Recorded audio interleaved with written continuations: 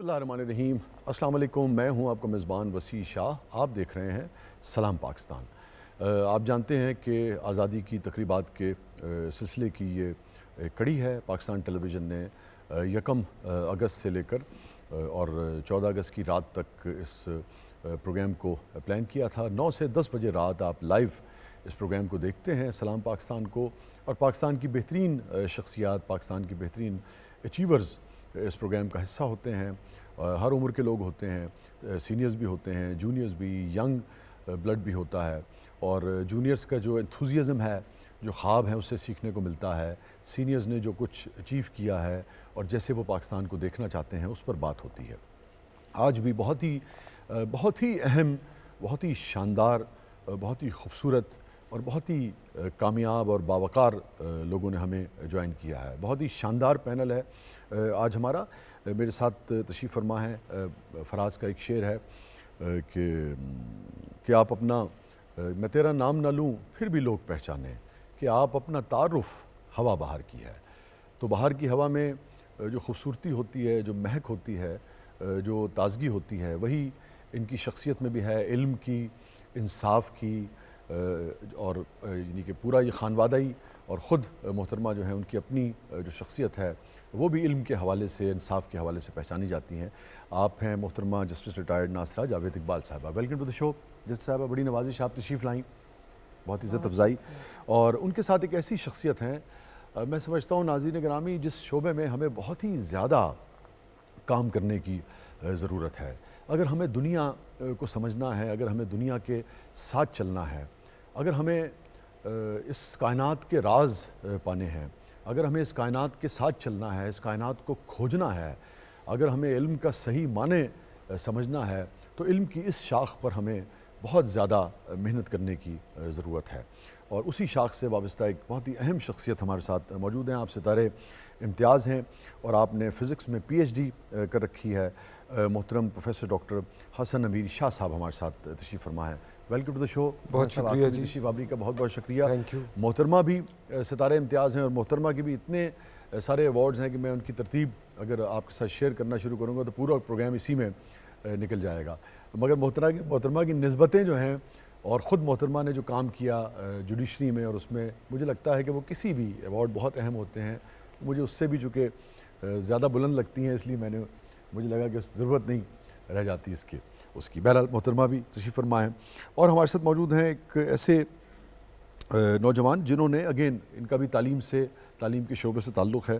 یہ youngest PhD ہیں, نہ صرف پاکستان کے بلکہ پورے یعنی کہ ایشیا کی, جی ساؤتھ ایشیا جو ہے ہمارا, جس میں یہ سارا ریجن آتا ہے ہمارا, اس میں ساؤتھ ایشیا کے بھی ینگسٹ PhD ہیں. کم عمر ترین یہ PhD ہیں, اور 25 برس ان کی عمر ہے اس وقت, یا 25 برس میں انہوں نے کی ہوگی. ڈاکٹر عامر علی ہمارے ساتھ ہیں. Welcome to the show doctor صاحب. Sir thank you. بڑا اچھا لگ رہا ہے آپ کے نام کے ساتھ ڈاکٹر. جناب یہ نوازش ہے آپ کی, اللہ تعالیٰ نے عزت دی اور پاکستان نے عزت دی. جی ہاں, لازمی بات ہے, آپ کی محنت جو ہے وہ رنگ لائی. تو اس حوالے سے آپ سے بات کریں گے. آپ کا جو شعبہ ہے, جس سبجیکٹ میں آپ نے یہ اچیو کیا, اس پر بھی بات کریں گے. مگر میں گفتگو کا آغاز کروں گا ڈاکٹر صاحبہ سے. ڈاکٹر صاحبہ یہ بتائیے کہ میں چاہوں گا, آپ ہیں اور پاکستان کی یوتھ ہے, ہماری بچیاں ہیں, ہمارے بچے ہیں, خاص طور پہ اگر اس کو ہم یوں بھی لے لیں کہ جو ویمن امپاورمنٹ ہے, اور کیسے ہم بچیوں کو اپنے ہر شعبے میں آگے لے کر آئیں, اور پھر وہ آپ کی طرح اس شعبے کی پیک کو ٹچ کریں. تو آپ ہیں اور ناظرین ہیں. بہت شکریہ. سب سے پہلے تو میں جشن آزادی مبارکباد سامعین کو اور ناظرین کو پیش کرتی ہوں. اور 75ویں ہماری ہے یوم آزادی, تو جوبلی ہی سمجھ لیں, ہو جائے گی انشاءاللہ. تو اس میں سمجھتی ہوں کہ خواتین کا بہت اہم کردار تھا تحریک پاکستان میں. محترمہ فاطمہ جناح جو تھیں, انہوں نے قیادت کی اس وقت, اور بعد میں رانا لیاقت علی نے بھی وہ سنبھالا, اور اپوا جو تھی آل پاکستان ویمنز ایسوسی ایشن, اس کو اسٹیبلش کیا. اور قائد اعظم نے تو بھرپور طور پہ یہ فرمایا تھا کہ جس طرح خواتین نے تحریک پاکستان میں حصہ بھرپور لیا ہے, اسی طرح تعمیر پاکستان میں بھی میں ان سے گزارش کرتا ہوں کہ وہ لیں, کیونکہ نہ ہمارا مذہب اور نہ قانون اس بات کی اجازت دیتا ہے کہ خواتین کو آپ 4 دیواری کے اندر مقید رکھیں. میں سمجھتی ہوں کہ خواتین نے باوجود اس کے کہ بہت ان کے لیے چیلنجز تھے, اس کو انہوں نے پورا کیا اور تعمیر پاکستان میں حصہ لیا. اب دیکھیے کتنی یونیورسٹیز بن گئی. ایک یونیورسٹی یہاں ویسٹ پاکستان جو تھا تب ہوتی تھی پنجاب یونیورسٹی, اب میرا خیال ہے HEC نے 100 سے زائد یونیورسٹیز ریکگنائز کی ہوئی ہیں, اور میری بہت ساری یونیورسٹی سے تعلق ہے. میں دیکھتی ہوں کہ زیادہ تر اعزاز خواتین حاصل کرتے ہیں. اس کی بیسک وجہ یہ نہیں کہ وہ زیادہ انٹیلیجنٹ ہے, یقیناً مرد بھی اتنے ہی ہیں انٹیلیجنٹ, مرد زیادہ سپورٹس میں توجہ دیتے ہیں. خواتین جو ہیں ان کو پتہ ہے کہ ہم دگنی محنت کریں گے تو اعتراف ہوگا, اور وہ کرتی ہیں, اس لیے وہ اعزاز بھی پاتی ہیں. اور میں سمجھتی ہوں تمام شعبوں میں اب انجینئرز بھی ہیں خواتین, پائلٹس بھی ہیں, ڈاکٹرز بھی ہیں. ڈاکٹرز تو خیر ایک پرانا ایسا روایتی شعبہ تھا جس میں تھے, لیکن ہر شعبے میں خواتین نے آزمائش پہ پورا اتری ہیں. اور آپ جانتے ہیں نا کہ ہماری کل ہی ایک پولیس کی آفیسر جو ہیں انہوں نے بہت بڑا عہدہ جو ہے سنبھالا ہے دنیا بھر میں. تو یہ میں سمجھتی ہوں کہ پاکستان کی خواتین کی محنت کا نتیجہ ہے. لیکن پھر بھی پدر سری نظام میں آپ جانتے ہیں کہ کتنا تشدد خواتین پہ ہوتا ہے, اور ابھی حال ہی میں بہت ہی جو تھے حالات وہ بہت مشکل ہو گئے. اور اس کا جو ہے علاج یہی ہے کہ مردوں کی ذہنیت میں ہم تبدیلی لائیں, اور وہ آپ جو 4th pillar of the state ہیں یہ آپ کے ذمہ ہے کہ آپ اس میں تبدیلی لائیں. بالکل درست, کیونکہ پیٹریارکی کو اگر آپ نے یعنی کہ جس سے پیٹریارکی کی تقریباً سبھی چیزیں, مگر خاص طور پہ یہ چیزیں جس میں عورت کو بہت ہی ہیچ یا محدود سمجھا جاتا ہے, محدود کر دیا جاتا ہے, اس پہ تو بہت ہی زیادہ اب اس وقت نہیں ہے. میرے خیال میں یہ بھی دیکھنا چاہیے کہ ہم پیٹریارکی کو بالکل وہ کرتے کرتے کہیں وہ اس پہ نہ چلے جائیں, وہ جو یعنی کہ دوسری انتہا پہ نہ چلے جائیں. یہ بھی ہمیں میرے خیال میں ہے نا ڈاکٹر صاحب, ایسا ہونے کا امکان نہیں. عورت کمزور صنف ہے بایولوجیکلی, اس لیے اس کا امکان ہونے کا میں نہیں سمجھتی. ہم نے تو ویسے کبھی کمزور نہیں دیکھا, نہ اپنی والدہ کو, نہ اپنی اہلیہ کو, نہ اپنی صاحبزادی کو. بہرحال بالکل ٹھیک کہہ رہی ہیں آپ. فیض صاحب, یہ بہت ہی اہم شعبہ ہے جس میں آپ یعنی کہ آپ نے PhD کر رکھی ہے اور آپ ستارہ امتیاز بھی ہیں. ذرا بتائیے نوجوانوں کو اور ہماری یوتھ کو بھی, پبلک کو بھی, کہ اس وقت میں تو سمجھتا ہوں کہ سروائیو کرنے کے لیے دنیا میں اس شعبے سے آشنا ہونا, اس میں ایکسل کرنا کتنا ضروری ہے. دنیا دیکھی نا وہاں پہنچ گئی, وہاں بستیاں بسا رہی ہے, وہاں پلاٹنگ ہو رہی ہے, وہاں سے جو مختلف یعنی کہ منرلز اور وہ جو ریئر ارتھ میٹل جو ہے جو ہمارے یہاں وہ سب ہو رہا ہے. تو ہم تو مجھے لگتا ہے کہ اگر ہم اس میں اس وقت نہیں, ہم نے اس ٹرین کو پکڑا یہ فزکس والی کو, تو پہلے جیسے 100-200 سال کا فرق تھا تو شاید ہی ہزاروں سال کا گیپ نہ آ جائے کہیں. جی, سب سے پہلے تو آپ کا شکریہ کہ آپ نے آپ کی تشریف آوری دعوت دی یہاں آنے کی, اور جشن آزادی بھی مبارک ہو ہم سب کو, آپ کو. میرا خیال ہے فزکس کو کوئی الگ کر کے دیکھنے کی ضرورت نہیں ہے, یہ ایک ایجوکیشن کا حصہ ہے. اور اگر ہم جناح صاحب کی اسٹیٹمنٹ دیکھیں جو انہوں نے کی, انہوں نے بہت سٹریس کیا ایجوکیشن کے اوپر, اور انہوں نے کہا کہ اگر ہم اپنے آپ کو ایجوکیٹ نہیں کریں گے تو وی ول بی لیفٹ بیہائنڈ, اور اینڈ میں انہوں نے کہا وی ول بی فنشڈ. سو یہ احساس تو تب سے دلایا جا رہا ہے. مگر میرا خیال ہے ہم لوگوں نے ایجوکیشن کے اوپر جو توجہ دینی چاہیے تھی وہ ان 74-75 ایئرز میں نہیں دی ہے. اور ٹھیک ہے, ہم دیکھتے ہیں کہ ایجوکیشن بجٹس جس طرح اس سال کا ایجوکیشن بجٹ پنجاب کا وہ 15-16% زیادہ ہے, یا فیڈرل ایجوکیشن بجٹ بھی امپروو کیا ہے, مگر پھر بھی ہم بہت پیچھے ہیں جیسے کہ آپ نے کہا. میں چاہوں گا پھر صرف معذرت آپ جیسی شخصیت کو وہ بھی کرنا, میں چاہتا ہوں کہ آپ کے وقت سے زیادہ ہم ذرا انسپریشنل فائدہ لے لیں. اگر آپ یہ گائیڈ کر سکیں نوجوانوں کو کہ فزکس کی آنے والے دنوں میں اس شعبے کی اہمیت کیا ہے, کتنی اس کی سائنس کی, فزکس کی اہمیت جو ہے وہ اس کے جو ریزلٹس ہیں وہ ہم روزمرہ کی زندگی میں بھی دیکھتے ہیں. یہ موبائل فون جو ہم نے اٹھائے ہوئے ہیں, ٹیلی ویژن ہم دیکھتے ہیں, جو بجلی, تاکہ یوتھ زیادہ اس طرف راغب ہو, یہ سارے فزکس کے لاز کے اوپر یہ چیزیں چلتی ہیں. اور ٹیکنالوجی جو ہے وہ سائنس کا ایک بائی پروڈکٹ ہوتا ہے. سائنس نیچر کو اسٹڈی کرتی ہے, اس کے بہت سے نتیجے ہوتے ہیں, یہ ایک نتیجہ یہ ہے. فزکس کا جو ہے دائرہ اثر وہ بہت وسیع ہے. ہم بہت بڑی چیزوں کو بھی اسٹڈی کرتے ہیں, ہم پوری گیلیکسیز کو, کائنات کو بھی, بلیک ہول سے لے کے, بلیک ہول سے لے کر گیلیکسیز سے لے کر, اور جو چھوٹے ذرے ہیں اس کو بھی, جو میٹر کے کو جو کانسٹیٹیوٹ کرتے ہیں ان کی بھی اسٹڈی کرتے ہیں. سو فزکس میں بے شمار برانچز ہیں مگر وہ سب فزکس کے اصولوں کے تابع ہیں, اور اس کے رزلٹ میں لیزرز ہم دیکھتے ہیں, سیمی کنڈکٹرز ہم دیکھتے ہیں جن کے اوپر یہ موبائل فون بن گئے. So it's a very interesting subject, it's a tough subject, اور یہ مہنگا سبجیکٹ بھی ہے کہ آپ کو بہت اچھی لیبارٹریز کی بھی ضرورت ہے, بہت سوفسٹیکیٹڈ مشینز کی بھی ضرورت ہے. مگر اگر آپ اس شعبے میں پڑ جائیں تو اس میں آپ کی ایکسائٹمنٹ بھی بہت ہے, اور جب ہم دیکھتے ہیں کہ کوئی بہت بڑی چیز ڈسکور ہوئی ہے تو ہم لوگوں کو بہت ایک خوشی ملتی ہے. تو میرا خیال ہے یہ کیوریوسٹی جو ہے یہ ہم کو ڈرائیو کرتی ہے, اور میرا خیال ہے تجسس ہی ہے جو کہ لے جاتا ہے انسان کو. جی بالکل.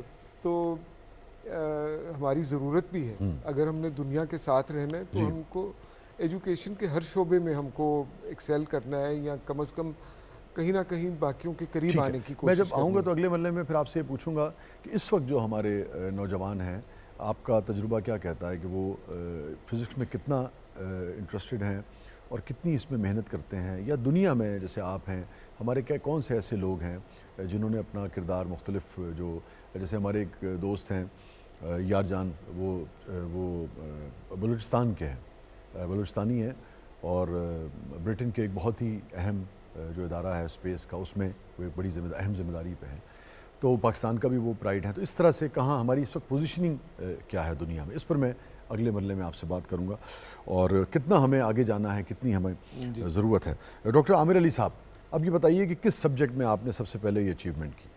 جی سب سے پہلے تو تھینک یو آپ کا, اور شکریہ پاکستان کا, اور ہم سب کو جشن آزادی مبارک. جی میں نے پنجاب یونیورسٹی سے ہسٹری میں, تاریخ میں خالستان موومنٹ پہ پی ایچ ڈی کی. پاکستان موومنٹ پہ؟ خالستان موومنٹ پہ پی ایچ ڈی کی. اور پروفیسر ڈاکٹر محمد اقبال چاولہ صاحب میرے سپروائزر تھے, اور ان کے زیر نگرانی میں نے اپنا مقالہ جو ہے وہ مکمل کیا, اور پاکستان نے مجھے یہ اعزاز بخشا, اللہ تعالیٰ نے مجھ پہ کرم کیا, اور اپنے اساتذہ کی بدولت پرائمری سے. عموماً کس عمر میں پی ایچ ڈی ہو جاتی ہے؟ جی عموماً اب بڑے عظیم اساتذہ میرے پاس بیٹھے ہیں, ایک نام ہے علم کی دنیا میں ان کا, جو ایک عموماً تاثر ہے پی ایچ ڈی کے بارے میں, وہ یہی ہے کہ پی ایچ ڈی جو ہے وہ 40 45 50 کی عمر میں جا کے ہوتی ہے. 25 کا مطلب ہے تقریباً 20 برس کا. ہاں, ایک وہ گیپ, جنریشن گیپ آپ اس کو کہہ سکتے ہیں. تو اس میں سب سے پہلے تو جو استاد ہیں ان کو یہ میں ڈیڈیکیٹ کرتا ہوں, اور پھر بالخصوص میں اپنے والدین اور اپنے سپروائزر کو ڈیڈیکیٹ کرتا ہوں کہ اس کووڈ میں اور اتنے سنگین حالات میں بھی they were always there to support me, to help me, to guide me, اور انکرج کر رہے تھے مجھے. اور الحمدللہ ایک امن کا جو ملک ہے اس نے مجھے یہ اعزاز بخشا ہے, اور مجھے فخر ہے ایک پاکستانی ہونے پہ, مجھے فخر ہے ایک ینگسٹ ڈاکٹر ہونے پہ, اور مجھے فخر ہے عظیم اساتذہ کا شاگرد ہونے پہ. تو یہ اچیومنٹ ذرا ہمارے نوجوانوں کو, لوگوں کو, ہر عمر کے لوگوں کو بتائیے کہ کوئی بھی اچیومنٹ سبھی سیکھتے ہیں, سینئرز بھی سیکھتے ہیں آپ جیسے نوجوانوں سے, کہ بھئی سیکھا جا سکتا ہے اور کچھ نہ کچھ حاصل کیا جا سکتا ہے. کتنی آپ محنت کرتے تھے, کتنا وقت لگاتے تھے کہ آپ نے ایک ایسی پوزیشن یا ایک ایسی ڈگری جو کچھ لوگ کو بہت تاخیر سے ملتی ہے, آپ نے بہت وقت سے پہلے اسے اچیو کیا, اس کے لیے اس کے پیچھے ریاضت کتنی تھی؟ جی جو ریاضت ہے, ریاضت ہمیشہ ایک, کوئی بھی انسان ریاضت کرتا ہے تو اللہ تعالیٰ اس کی محنت کا پھل رائے گا نہیں کرتا, بے شک پھل اس کو ضرور ملتا ہے. لیکن ریاضت کی طرف آنے سے پہلے میرا ایک ہمیشہ اس بات پہ بڑا یقین کامل رہا ہے کہ وہ علم جو ادب نہیں سکھا پاتا, وہ ریاضت جو ہے وہ ضائع ہو جاتی ہے.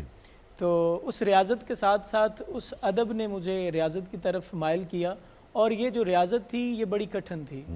اس میں اپنے گھر والوں سے آپ کہہ لیں کہ علیحدہ ہونا پڑا. میں چاہتا اگر آپ اس کی تفصیل بیان کر سکیں. ہاں جی, تفصیل یہ ہے کہ ایک تو جب یونیورسٹی میں رہ رہا تھا تو پھر صبح سے لے کے شام تک کسی کے ساتھ رابطہ نہیں ہے, اور موبائل سوئچ آف کیا ہوا ہے, اور لائبریریز ایکسپلور کر رہے ہیں, نئے ڈاکومنٹس ایکسپلور کر رہے ہیں. بس اگر آپ وقت کے دورانیے کے ساتھ بتا سکیں کتنی دیر آپ پڑھتے تھے؟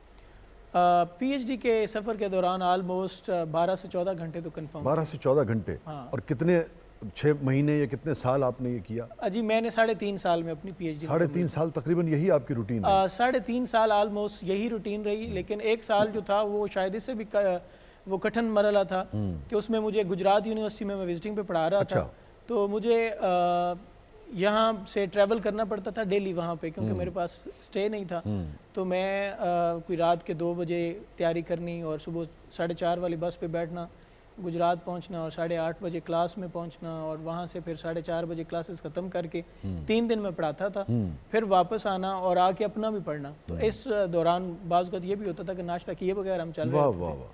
تو بس یہ اللہ تعالیٰ کا کرم ہے. اس میں جو با ادب اور با نصیب اور بے ادب اور بے نصیب والا تصور ہے، اس پہ میں بڑا یقین کامل رکھتا ہوں کہ گولڈ میڈل، آپ کی 18 گھنٹے کی ریاضت، یہ سب کچھ ضائع ہو جاتا ہے جب آپ بے ادب ہو جاتے ہیں. سب چیزیں چاہیے، ادب بھی چاہیے، بالکل پہلا کرینہ ادب، ریاضت بھی. جی پہلا کرینہ ادب ہے، اور اسی ادب کی بدولت ہی میں یہاں پہ پہنچا ہوں. میرے اساتذہ نے مجھے یہ سکھایا، میرے ماں باپ نے یہ سکھایا، اور میری والدہ محترمہ کا یہ ایک بہت بڑا خواب تھا.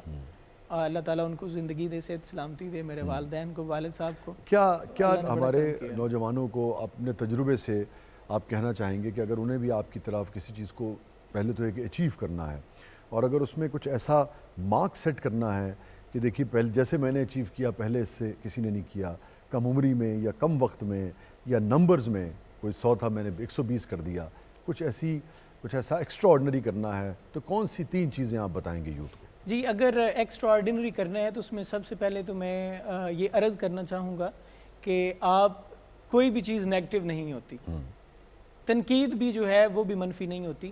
آپ اس کو ہمیشہ اگر مثبت انداز میں لیں گے تو وہ آپ کو طاقت دے گی. پھر اس کے بعد آپ علم کی طرف چلے جائیں، آپ کی طبیعت میں جھکاؤ ہو، آپ ریسیپٹیو ہوں، آپ چیز کو قبول کرنے والے ہوں، آپ میں اکڑ نہیں ہونی چاہیے کہ جی جو میں کہہ رہا ہوں وہ بالکل ٹھیک ہے، یا جو میرا ہے وہ حرف آخر ہے. اور پھر سب سے بڑھ کے یہ ہے کہ جب آپ حرف آخر کے تصور سے نکل کے جھک جانے والے عمل میں آئیں گے تو وہاں پہ پھر آپ کو ادب آئے گا، اور جب آپ کو ادب ملتا ہے تو پھر آپ کو ایک اچھے انسان تک پہنچنے کا راستہ ملتا ہے. اور جب ایک اچھے انسان کے ساتھ جڑ جائیں، آپ ہر انسان کی زندگی کی کامیابی میں مختلف مدارج میں مختلف لوگ آتے ہیں. تو اس میں سارارف انیس صاحب ہیں، ان کا بھی بڑا مشکور ہوں. انہوں نے بھی مجھے جو ہے بڑا انسپائر کیا، موٹیویٹ کیا، سپورٹ کیا. اور میرے اساتذہ، میں اپنے اساتذہ کو ہر جگہ پہ اپنا سر کا تاج رکھتا ہوں کہ میں چاہے ٹاٹ اسکول میں پڑھ رہا تھا تب بھی مجھے وہ اب بھی انسپائر کرتے ہیں. اب میں یونیورسٹی میں پڑھ رہا تھا تو وہ بھی انسپائر کر رہے تھے. اب میں ہوں تو اس مقام پہ بھی مجھے ان سے انسپریشن. جب رزلٹ آیا تو آپ کو اندازہ تھا کہ آپ نے یہ بھی اچیو کر لیا؟ جیسے پلیئر کھیل رہا ہوتا ہے نا تو اس وقت اسے پتہ نہیں ہوتا کہ میں نے ایک ریکارڈ جو ہے وہ توڑ دیا ہے، وہ کھیل رہا ہوتا ہے، سینچری کر رہا ہوتا ہے، یہ کر رہا ہوتا ہے. اس وقت آپ کو اندازہ تھا یا بعد میں اندازہ ہوا؟ نہیں، مجھے اس وقت بالکل اندازہ نہیں تھا. اچھا. مجھے 26 فروری کو میرا پبلک ڈیفنس ہوا، نوٹیفیکیشن ہوا. تو 3 مارچ کو مجھے سری لنکا سے ایک ای میل آئی تھی. وہ ینگسٹ لڑکی ہیں، انہوں نے اس سے پہلے وہ کمپیوٹر سائنسز میں انہوں نے کی. تو گاڈ نوز کے کہاں سے اس کے پاس وہ دی نیوز نے یہ شاید خبر جو ہے وہ شائع کی تھی.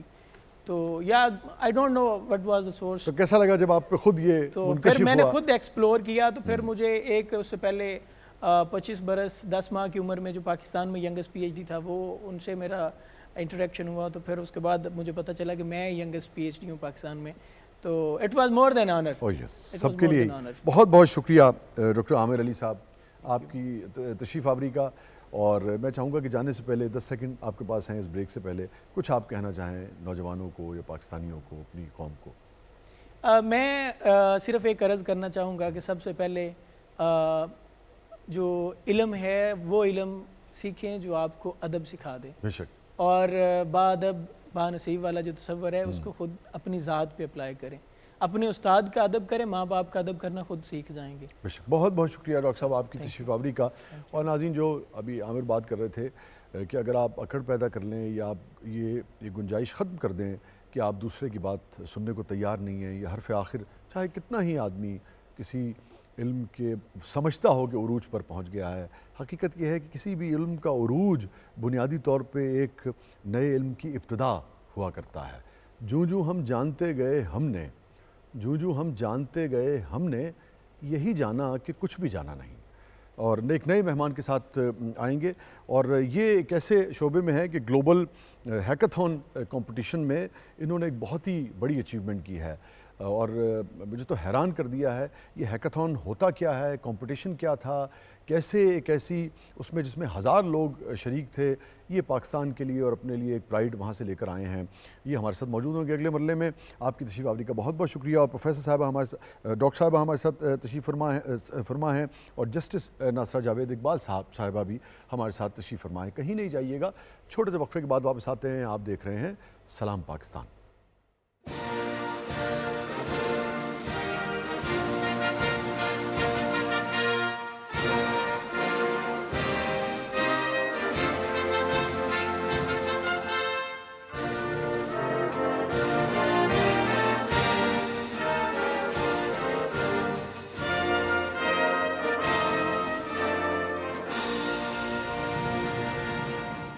ویلکم بیک ناظرین، سلام پاکستان میں ایک مرتبہ پھر خوش آمدید۔ ہمارے ساتھ تشریف فرما ہے جسٹس ریٹائرڈ ناصرہ اقبال صاحبہ، ہمارے ساتھ تشریف فرما ہے پروفیسر ڈاکٹر حسن شاہ صاحب، اور اب ہمیں جوائن کیا ہے ایک بہت ہی بریلینٹ نوجوان نے۔ آپ انٹرپرینیور ہیں، اور 2020 میں عمیر اور ان کی ٹیم ایک گلوبل ہیکاتھون کمپٹیشن جیت کر آئی ہے، اور اس میں تقریباً 98 ملکوں سے، میں اس وقت 1000 کہہ گیا، شاید اگر نمبروں میں وہ گڑبڑ کر بھی جائے تو زیادہ پرواہ نہیں کرنی چاہیے، اور اس کو 100% معافی ہوتی ہے اس کو، ہاں شیئر میں کر جائے تو آپ پکڑ لیں۔ تو بہرحال 10,000 لوگوں نے اس میں شرکت کی تھی، اور اس میں عمیر اور ان کی ٹیم نے میدان مارا تھا، اور 98 ملکوں کے 10,000 لوگ اس میں تھے جس میں یہ ون کر کے آئے تھے۔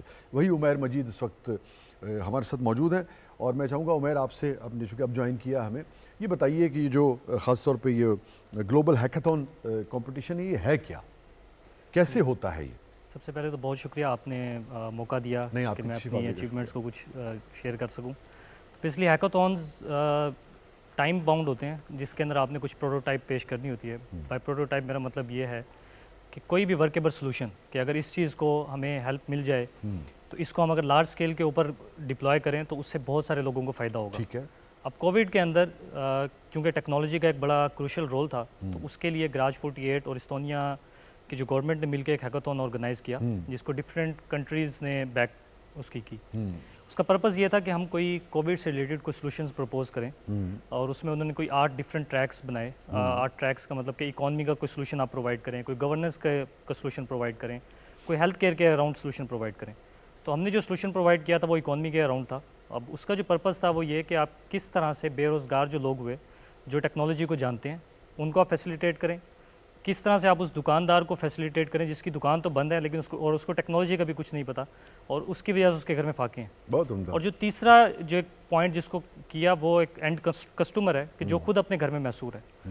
تو اس سے ہوا یہ کہ ود ان کلکس آپ ایک اپنی ویب سائٹ کو بنا سکیں گے، ود ان منٹس آپ صرف واٹس ایپ کے بورڈ سے بات کریں گے کہ میرے یہ کچھ پروڈکٹس ہیں، اور اس کے اوپر آپ کی آٹومیٹکلی ویب سائٹ بنے۔ پھر جو وہ بندہ جو ٹیکنالوجی کو جانتا ہے وہ آپ کا ایک as an affiliate partner associate ہو، اور وہ آپ کی مارکیٹنگ کر کے اس کو سیل کرے۔ کتنے ممبر تھے یہ سولوشن دینے کے لیے؟ ایک ٹیم میں کتنے ممبر ہوتے ہیں؟ جی 6 لوگ تھے۔ 6 لوگ تھے، ہوتے ہی 6 ہیں یا آپ کے ڈفرینٹ ہو سکتے ہیں، لیکن 4 سے 8 لوگ، 4 سے 8 ہو سکتے ہیں۔ آپ کی 6 لوگوں کی ٹیم؟ جی ہماری 6 لوگ۔ آپ اس کو لیڈ کر رہے تھے؟ جی میں لیڈ کر رہا تھا، اور ساتھ کچھ میکسیکو کے لوگ تھے۔ ٹھیک ہے۔ تو اس میں اس سے فائدہ یہ ہوا کہ جو ایک اینڈ کسٹمر ہے اس کو اس کی چیزیں اس کے گھر پہ پہنچی، جو ایک شاپ کیپر ہے اس کو آپ کہہ لیں کہ اس کو جو ریونیو ہے وہ اس کو مل رہا ہے، اور جو ایک ایفیلیٹ پارٹنر ہے جو خود ان امپلائی ہوا تو اس کو بھی اس کے اگینسٹ آپ کہہ لیں کہ اس کا کوئی نہ کوئی سرکل جو ہے وہ چل رہا ہے۔ ٹھیک ہے۔ اور یہ جو جیسے آپ پزل کہہ لیں، سوال کہہ لیں، وہ ایشو جس کو سالو کرنا تھا، یہ سب کے لیے یکساں تھا؟ جی سولوشن ان میں سے سب نے اسی کا سولوشن دینا تھا؟ نہیں، سب نے بیسکلی یہ سولوشن دینا تھا کہ اکانومی کو کیسے بہتر کیا جائے۔ میں سمجھ گیا، آپ کا یہ اس میں سے ہم نے اس میں اس چیز کو پرپوز کیا۔ اور یہ کب کی بات ہے؟ 2020 کی؟ جی جب کووڈ سٹارٹ ہوا۔ میں اس لیے کہہ رہا ہوں کہ جب آپ نے یہ اچیو کیا تو کسی اسٹیٹ نے، کسی ملک نے آپ کے جو آپ کا ماڈل تھا اس کو میگنیفائی کر کے کہیں امپلیمنٹ بھی کیا؟ جی پاکستان میں بھی ایسے کچھ اسٹارٹ اپس آئے ہیں۔ اس کے بعد پھر فیس بک نے بھی اس چیز کو ایز اے مارکیٹ پلیس جو چیزیں وہ لے کے آئی ہیں کہ آپ ایزیلی ان چیزوں کو تھرو فیس بک بھی سیل کریں، تو اس کے بعد وہ چیزیں آئیں کہ جس سے شاپ کیپر کو بڑی آسانی ملے سیل کرنے میں، اور اس کو اس طرح کی فیسلٹیز ہوں۔ پاکستان میں بھی کچھ اسٹارٹ اپس آئے ہیں جو بالکل سیم ماڈل کو ریپلیکیٹ کریں جو کہ ابھی 2021 میں آئے ہیں. Very good. تو آپ کو اس کے نتیجے میں کوئی میڈل دیا انہوں نے, کوئی ایوارڈ جی, دیا؟ اس میں 10,000 یورو کا پرائز منی تھا جو انہوں نے اس کے اگینسٹ دیا. 6 لوگوں نے تقسیم کر لیا ہوگا؟ نہیں, اس کو بیسکلی ہم نے اس کے اوپر کام کر رے ہیں پیرل میں. نہیں, تو آن لائٹر نوٹ کہہ رہا تھا, وہ چاہے 10,000 یورو ہو, چاہے 10 یورو ہو, چاہے 10 لاکھ یورو ہو. اصل بات تو یہ ہے کہ 10,000 لوگ تھے 98 ممالک کے, ان میں سے آپ نے پاکستان کے لیے اور اپنے لیے اس کے ساتھ ہم نے ایک اور ٹریک میں بھی پارٹیسپیٹ کیا, وہ ہیلتھ کیئر کا تھا. اچھا, اس کا سلوشن یہ تھا کہ آپ ایک آٹومیٹڈ رپورٹ بنائیں. ٹھیک ہے. مجھے اگر آپ اجازت دیں تو میں جسٹس صاحبہ سے کچھ گفتگو کر کے پھر میں اگلے اس کی طرف آتا ہوں.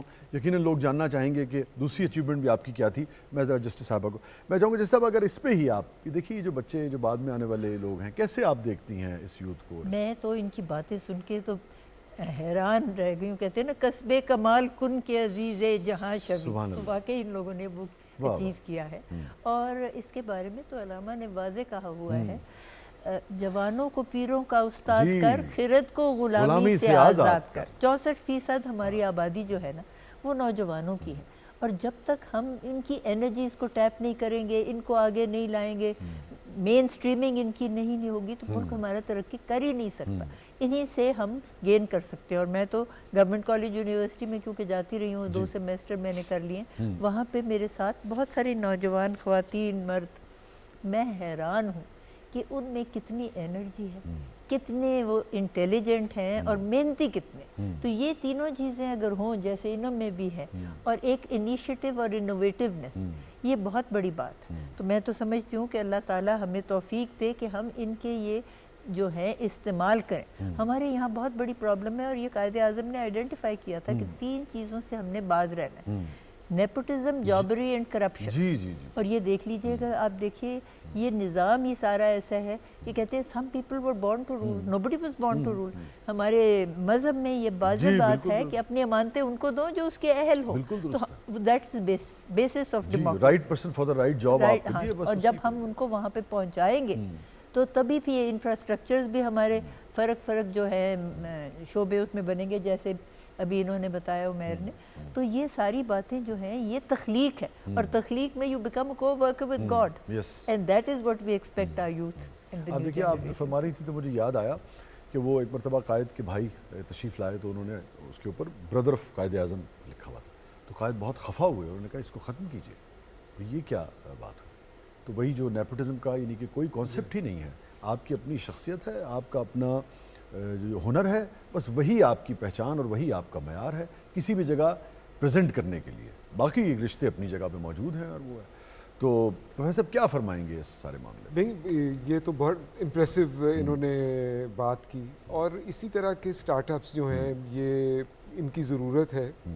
کچھ یونیورسٹیز میں اب یہ اس طرح کے سینٹرز بھی بن رہے ہیں, اور ایک کے سینٹرز ان کو کہتے ہیں offices of research, industrialization and commercialization. تو یہاں لوگ اپنی سٹارٹ اپس کرنے کی ان کے لیے ایک انیبلنگ انوائرنمنٹ جو ہے وہ پرووائڈ کرنے کی کوشش کی جا رہی ہے. اور سو آئی تھنک امپلائمنٹ کے بھی اب طریقے جو ہیں وہ تبدیل ہو رہے ہیں کہ آپ ڈائریکٹلی امپلائی اگر نہیں بھی ہو رہے تو آپ ان سٹارٹ اپس کے ذریعے آپ سیلف امپلائمنٹ اور نئے آئیڈیاز کے ساتھ, انوویٹیو آئیڈیاز کے ساتھ آپ ان کو لے کر آگے آتے ہیں. تو ابھی یہ بہت ارلی سٹیجز ہے, بٹ آئی تھنک کہ آنے والے وقت میں یہ چیزیں جو ہیں یہ بڑھیں گی. اور میرا خیال ہے ہمارا یوتھ جو ہے, جیسے ناصرہ آپا نے بھی کہا کہ ان میں بہت انرجی ہے, وہ بہت کچھ کرنا چاہتے ہیں. ہم لوگ ان کو پراپر انوائرنمنٹ پرووائڈ کرتے ہیں یا نہیں کرتے, پرابلم زیادہ ہم لوگوں کی سائڈ سے ہے, not from the side of the youth. وہ چینلائز بھی ہونے کے لیے تیار ہیں, وہ محنت کرنے کے لیے بھی تیار ہیں, وہ سارا کچھ ہے. صحیح کہہ رہے ہیں. We have to provide enabling environment to them. مجھے لگتا ہے جیسے ریلے ریس میں وہ یوتھ بالکل تیار ہے اور یوں انتظار کر رہی ہے کھڑے ہیں کہ وہ پچھلی نسل تھما دے انہیں اور یہ دوڑنے کے لیے, مگر وہ ہاتھ آئے گا تو آگے دوڑیں گے. ہاتھ آگے کرنے کی ضرورت ہے. تو آئی تھنک ایجوکیشن میں ہم کو زیادہ مزید انویسٹ کرنے کی ضرورت ہے, اور یہ میں یہ سمجھتا ہوں کہ یہ اسٹیٹ کا, ریاست کا کام ہے پرائمریلی. پرائیویٹ سیکٹر بھی کرتا ہے, مگر اس کا حصہ جو ہے وہ چھوٹا ہے, ان کے اپنے ایون پرائیویٹ سیکٹر کے compulsions ہیں. حوالے سے بھی ان کو انکریج کرنے کے لیے, وائبل بنانے کے لیے جی یا ریگولیٹ کرنے کے لیے ریاست کی پرائرٹی ہوگی تو پرائیویٹ سیکٹر کو بھی آپ, ورنہ آپ جانتے ہیں کہ وہ شتر بے مہار پھر کی طرح. ایجوکیشن کے طرز کو بھی چینج کرنے کی ضرورت. اس حوالے سے ضرور بتائیے, چونکہ خاص طور پہ آپ کے شعبے کے حوالے سے جو میری انڈرسٹینڈنگ ہے کام طالب علم کی حیثیت سے, وہ یہ ہے کہ ہم تھیوری بچوں کو پڑھاتے ہیں, اور ہمارے یہاں جو ماڈرن فزکس پڑھانے کا طریقہ ہے ویسٹ میں میرا خیال ہے پریکٹیکل کے کہ ذریعے وہ نہیں ہے. پرابلم اور ہے. اچھا. پرابلم یہ ہے کہ ہمارے کلچر میں کویسچن کرنا جو ہے نا وہ ڈسکریج کیا جاتا ہے. جی یہ خود اور ایک کوئی بھی آپ سبجیکٹ ہو, خواہ فزکس ہو یا ہسٹری ہو یا کچھ بھی ہو, پیپل اسٹوڈنٹس کو انکریج ہونا چاہیے کہ وہ سوال پوچھیں. ٹیچر کو آن اتھارٹی چیزیں نہیں منوانی چاہیے.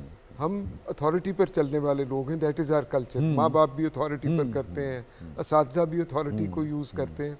تو اس میں جو کویسچن کرنے کی صلاحیت ہے اس کو ہم ڈیولپ نہیں کرتے, جس کو آج کل کریٹیکل تھنکنگ کا نام دیا جاتا ہے. So that is the thing which needs to be encouraged. اور یہ انکریجمنٹ جو ہے یہ سب سے زیادہ اسکول لیول پر ضرورت ہے, اور سب سے کم وہیں پر ہے کہ ہمارا نصاب اور ہمارا سسٹم ایگزامینیشن کا ایسا ہے کہ ہم سب چیز کو رٹے کے اوپر بیس کر دیتے ہیں. جو ہم پڑھاتے ہیں ہم کہتے ہیں کہ آپ کسی طرح سے اسی کو یاد کر کے اور ریپروڈیوس کر دیں, اس کو اپلائی نہیں کرتے. اب چونکہ وقت نہیں ہے اس وقت, جسٹس صاحبہ کو بھی علم میں ہوگا, یاد بھی ہوگا انہیں, آپ کو بھی, ناظرین کو بھی, کہ جس فلسفے کو یا جس کونوٹیشنز کو بنیاد بنا کر ہم, یا عقیدے کو بنیاد بنا کر ہم کرٹیکل تھنکنگ اور سوال اٹھانے کو رد کرتے لگتے ہیں سوسائٹی میں, ان تمام ہستیوں نے, اس تمام فلسفے نے اس کو تمام جگہ انکریج کیا. اسی میں بس میں اس سے زیادہ, آپ جب پڑھیں تو آپ کو پتہ لگتا ہے کہ یہ ساری ہستیاں اور یہ سارا نظام اور فلسفہ اتنا انکریج کرتا تھا کہ ہم حیران رہ جاتے ہیں کہ اتنا انکریج کرتا تھا اور ہم کہاں آ گئے ہیں.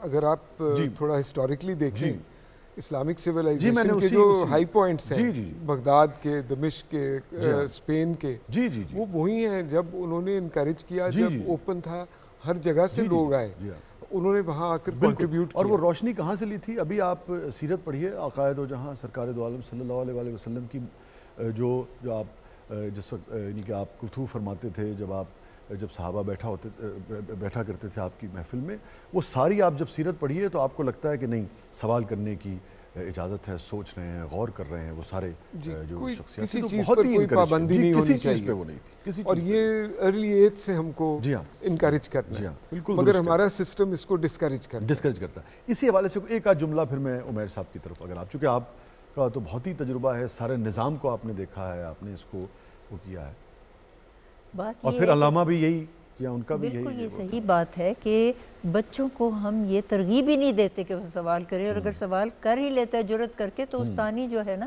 اس کو ضرور آگے سے منہ توڑ جواب دیتی ہے.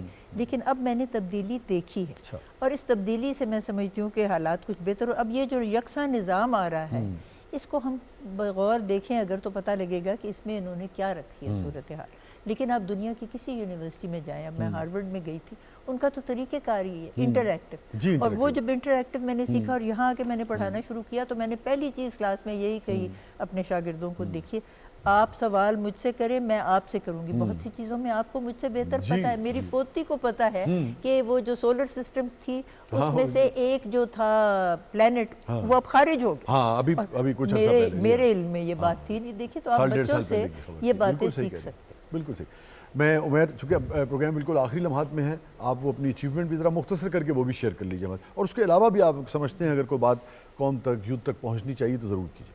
لیکن اس میں کچھ اور ٹریکس پہ بھی ہم نے کیا تھا, اس میں ہماری 3rd پوزیشن آئی. لیکن میں اس سے زیادہ جو کچھ اچیومنٹس ہیں کہ آئی گریجویٹڈ ان 21 ایئرس جب میری ایج تھی, اس کے پیرل میں میں نے جابس کی, اور ساتھ میں نے فری لانسنگ کا کیریئر اسٹارٹ کیا. لیکن میں ادھر نہیں اسٹاپ کیا, پھر میں نے ایٹ دی ایج آف 22 میں نے اپنی کمپنی اسٹارٹ کی. اس میں I am contributing a lot in the revenue of Pakistan. میں نے جابس کریٹ کی, 50+ میری ٹیم کا سائز ہے. اور اس کے ساتھ جو ایک اور اچیومنٹ ہے کہ ادھر سے بیٹھ کے میں US گورنمنٹ کے لیے کچھ پروجیکٹس کر رہا ہوں. ٹھیک ہے, تو یہ کافی ایسی کہہ لیں کہ, اور وہ کیسے کیا, تو وہ ایک کمٹمنٹ تھی, ایک ڈیڈیکیشن تھی کام کرنے کی, ایک لگن تھی. اور میں یہی میسیج دوں گا یوتھ کو کہ میجورٹی جو مجھے نظر آ رہی ہے youth, they want to transform as a freelancer. لیکن اس سے پہلے बिफोर बिकमिंग अ फ्रीलांसर उनको आइडेंटिफाई करना चाहिए कि उनकी कोर स्ट्रेंथ्स क्या हैं। मैं भी आने से पहले सिर्फ एक छोटी सी सिर्फ केस स्टडी आपके साथ शेयर करूंगा कि स्टीव जॉब्स ने कि मैं एक इंटरव्यू सुन रहा था तो उसने बताया कि अगर आप देखते हैं मार्केटिंग को तो जापान और अगर अमेरिका का आप कंपैरिजन करेंगे तो जापान सबसे कम मार्केटिंग करता है अपने प्रोडक्ट्स की, लेकिन किसी से भी जब आप पूछेंगे तो वो कहेगा जापान का प्रोडक्ट सबसे वो अच्छा है। मयार ऐसा उसने जी द रीज़न बीइंग कि उन्होंने उस पाइपलाइन के ऊपर काम किया है और वो मार्केटिंग को उतनी वैल्यू नहीं दे रहे। लेकिन हम क्या करते हैं कि हम चाहते हैं कि मार्केटिंग को ही सारा इन्वेस्टमेंट करें, उसके बाद जो क्लाइंट आता है वो रिटेन नहीं रहता। तो same goes for our Pakistani industry as well कि लोग इम्पेशेंट हैं to get the business but they are not ready for it. तो मैं यूथ को सिर्फ ये एडवाइस करूंगा कि first go to the industry, learn processes, work there for 2 to 3 years and then come to freelancing career and it will help you कि आप इसको किस तरह एक ऑर्गेनाइजेशन में ट्रांसफॉर्म कर सकते बिल्कुल हैं। ठीक कह रहे हैं। बहुत बहुत शुक्रिया उमैर मजीद साहब, बहुत कामयाबी हासिल कीजिए अपने लिए भी, कौम के लिए भी। आपकी तशरीफ़ आवरी का बहुत बहुत शुक्रिया। प्रोफेसर डॉक्टर हसन शाह साहब आपकी तशरीफ़ आवरी का बहुत बहुत शुक्रिया। मोहतरमा जस्टिस रिटायर्ड नासरा जावेद इकबाल साहब आपकी तशरीफ़ आवरी का बहुत बहुत शुक्रिया। और नाज़रीन गिरामी, इसके साथ एक ख़बर भी आपके साथ आपके इल्म में आ गया होगा कि दुर्दाना भट्ट साहिबा जो पाकिस्तान टेलीविज़न की बहुत ही नामवर अदाकारा थीं और फिर पाकिस्तान टेलीविज़न के बाद प्राइवेट सेक्टर में भी उन्होंने बहुत काम किया। जो हमारी उम्र के लोग हैं उनको थोड़ा थोड़ा ज़रूर याद होगा, थोड़े से सीनियर हैं इनको तो 100% याद होगा कि ख़ास तौर पे 50-50 की वो शान आन बान और जान थी। और फिर तन्हाइयाँ जैसा सीरियल था, फिर बहुत कुछ यानी कि फ़िल्म में भी और ड्रामे में भी उन्होंने बहुत कुछ किया। और मैं समझता हूँ कि उनको ट्रिब्यूट पेश करना, उनकी दर्जात की बुलंदी के लिए दुआ करना और उनको याद करना हमारा फ़र्ज़ है। कोई भी शख्स जो हमें इस सोसाइटी में एंटरटेन करता है या अपना किरदार भरपूर तरीके से अदा करता है, एक्सेल करता है, हमें ये इंस्पिरेशन देता है कि अगर ये अचीव कर सकता है तो हम भी अचीव कर सकते हैं। मुस्कुराहट लाता है या फ़िक्र को छेड़ देता है, महमेज कर देता है, इंस्टिगेट कर देता है। हर वो शख्स हमारे लिए अहम है और उसको ट्रिब्यूट हमें पेश करना चाहिए, उसको याद रखना चाहिए। तो दुर्दाना भट्ट साहिबा के अल्लाह ताला दर्जात बुलंद फरमाए, उन्हें अल्लाह अपने गरीक रहमत में जगह दे और उनकी इंसानी जो शख्सी कोताहियाँ अगर होंगी तो उनसे दरगुज़र फरमाए। पूरा पाकिस्तान टेलीविज़न, पूरी कौम यकीनन उनके लिए सोगवार है, उनके लिए दुआ गो है। तमाम मेहमानों की तशरीफ़ आवरी का एक बार फिर बहुत बहुत शुक्रिया। कल तक के लिए इजाज़त दीजिए। सलाम पाकिस्तान।